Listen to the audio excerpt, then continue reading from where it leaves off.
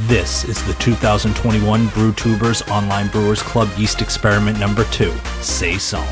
Thank you to our sponsors, Imperial Yeast, 5-Star Chemicals, Beer and Wine Hobby Homebrew Supply Store, Brewing America, all stainless steel mash paddle sponsors.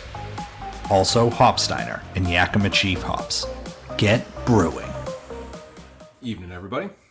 So I am back for a review. This is number 4, actually. So I am doing Exit 12. This is Brandon and Nick's entry.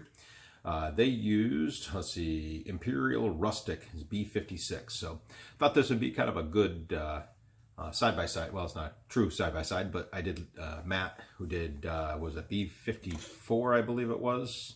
B64, excuse me, from Imperial. So this is B56, Rustic. It was Napoleon last night for Matt, so this is Rustic. So to Imperial Yeast, again, they are an official sponsor of the club. So thanks again to Imperial. Very cool labels. I may have actually misspoke on one of my videos a while back. I talked about a number of guys that can in the club right now. There are 3 of us that have October canners, the SL1. Gary has the All-American, and obviously Brandon and Nick, they have the Cannular. Kegland, I believe, makes that. So there's a bunch of videos out there if you're interested in all in canning. I think just about all of us have put a video out and a review in terms of what's there. So if you're interested in any one of those 3, you can get some information about it. So very cool label, guys. Thanks a bunch. It's got our sponsors right at the very top here. Some information about it. Again, I've got the shared document up, so I'll kind of go through back and forth a little bit about it. So this was, brew date was the 15th of May. 1060 original gravity with a 1012 final gravity. Again, it's Imperial Rustic B56. Fermentation profile was pitched at 69, fermented at 71 for 4 days, and then cold crash for 4 days. So this crushed through it pretty fast. It is 35 IBUs, 6.4% alcohol. Let's see, they used one package, one with starter, 5.5 gallons. They brew, let's see, they brew on the Andrel Foundry. They just upgraded to the 240. I think they were on the 120, 110. I'm not sure. 151 was their mash temperature. 5.0 was their pH, it looks like. 1050 pre-boil with, it looks like 1060 here, yeah. 71 degrees fermentation temperature. Yep, same as that. Let's see if there's anything else. Looks like that's just about it that wasn't on the can. So let's get into this and see how it goes.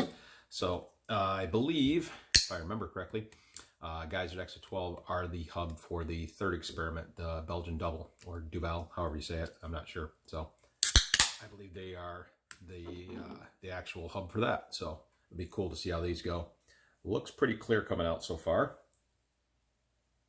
Color's pretty spot on from what I've seen from the other one so far. Great carbonation.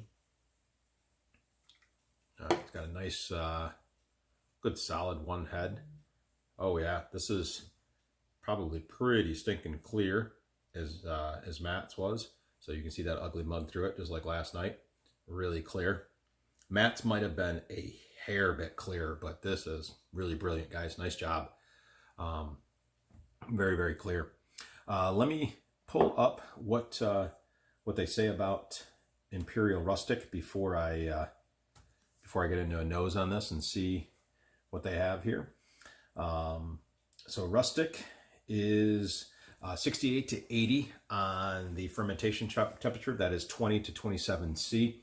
A medium flocculation. Attenuation is 72 to 76%, and the alcohol tolerance the same as Napoleon was 12%. Fantastic choice for Belgian Saisons or farmhouse beer. Unique yeast can be used in your Saison, farmhouse ales, or other Belgian styles where high ester levels are important.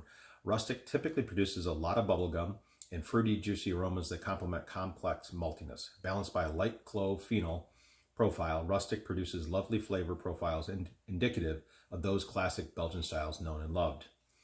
So I'm assuming this is going to be a little bit more punch you in the face in terms of Belgian, what I would expect to get out of it. So far on the nose, it's I'm getting bubblegum, but it's not like crazy bubblegum, but bubblegum is definitely there. And it's not, it's probably, it's like bubblicious type of bubblegum, but not like right at your nose. It's that type of nose. But it's not, I would have expected more. Based off of what that just said, I would have expected more. But it's definitely bubblegum right there. So, all right, cilantro, guys.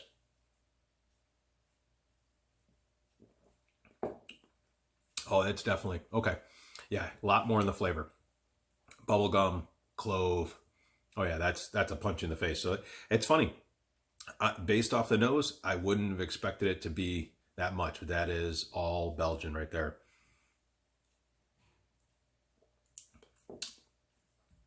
So this is probably pushing the uppermost of what I like in a Saison.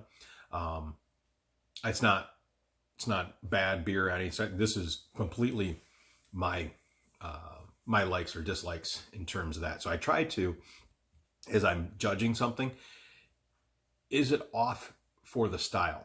Is it an off flavor? Is there an issue with it? This is not off for the style. It's just my personal. Belgians are not my go-to all the time. I like Saisons. I like farmhouse ales. I like those. But typically I'm not a big fan of the uppermost extent of them where it's a real in-your-face type of thing. So this is probably pushing the extent of what I would want to have in mind. Really good overall. No medicinal. I don't get any off flavors. None of those types of things. Again, super clear. Nice carbonation on it. I don't know if you can see the bubbles coming up through there. Really nice job. It's got a little bit of the moisture on the glass now, but man, that's super clear. That's a great brew beer, guys. I'm pretty sure they have a brew day. I will link their channel. The guys do a great job with the reviews. Both of them are much better at this than I am in terms of picking out different flavors and profiles to go through this, but I think they have a actual brew day video, so I'll link their channel through this. But very, very good beer, guys. I'm really impressed. But yeah, the clove is definitely there. Really strong on the clove.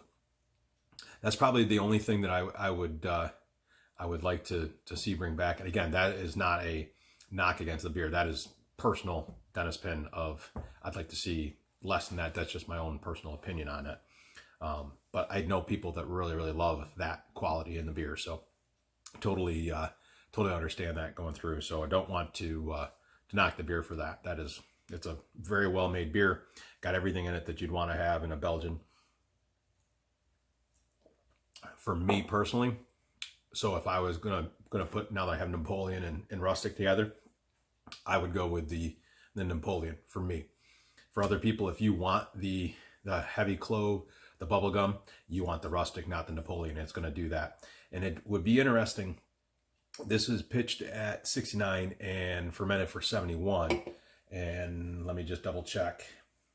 You can go all the way to 80 with this. So my understanding is 80s, you're going to get more of those. I might be wrong, but more of those flavors and characteristics. So the yeast is really coming through in this. So it's an interesting thing seeing from a yeast from the same lab that are two side by side. And that's why I did this. I wanted to kind of feel out what it was like, how different those two yeasts are. So that's really wild. Everything else is identical. The recipe's identical, but just the difference in the yeast. It's crazy. So great job, guys. Really appreciate you being part of the experiment. Again, thanks to all of our sponsors for doing this. And again, got a club meeting tonight.